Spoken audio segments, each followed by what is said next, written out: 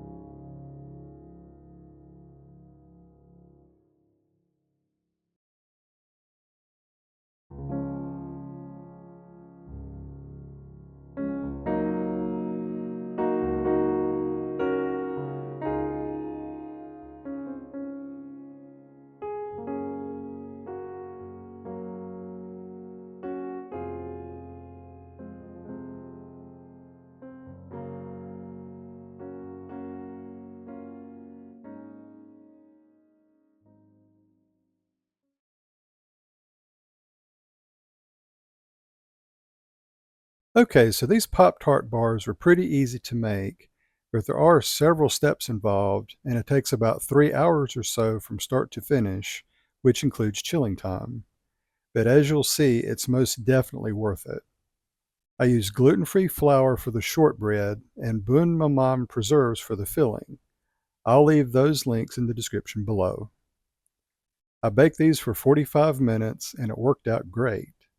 The edges had that nice pale golden brown color that you're looking for. There is one thing to note about the shortbread. Be sure to watch the video at the Butternut Bakery blog to see how to properly place the top layer over the preserves. I should have watched it before making these because Jenna shows how to do it right. I ended up just slapping it down on top, which is a mistake, because it caused one side of the parchment paper to fold under, which had to be fixed before baking. So that was a lesson learned. I also ended up adding a few more tablespoons of preserves in the middle so there would be a nice even layer. I was looking forward to giving these a try. You can see how nice it turned out, and when I took that first bite, it literally melted in my mouth. It was so good. I was pleasantly surprised at how much I love this in shortbread form. It was super soft and cake-like without being dry. It was just sweet enough and blended perfectly with the strawberry and the icing. The key to the softness is the inclusion of the almond flour, and it's the right proportion along with the all-purpose flour because you don't notice it. It's pretty rare that I use the word phenomenal when reviewing recipes, but this one absolutely deserves it. It's hard to describe how delicious these really are. This is what Pop-Tarts should taste like, not that weird processed stuff that's sold in stores. Once you try these bars, you'll never want another store-bought one ever again. This was my first time making a recipe from Jenna at Butternut Bakery, and I'm very impressed. We will make more of her stuff in the future and do more reviews. As far as these Pop-Tart bars, they are the ultimate. I give them 10 billion stars and can't wait to make them again. If you enjoyed this video, be sure to give it a thumbs up, leave me something down in the comments below, and subscribe if you haven't already. And as always, thanks for watching.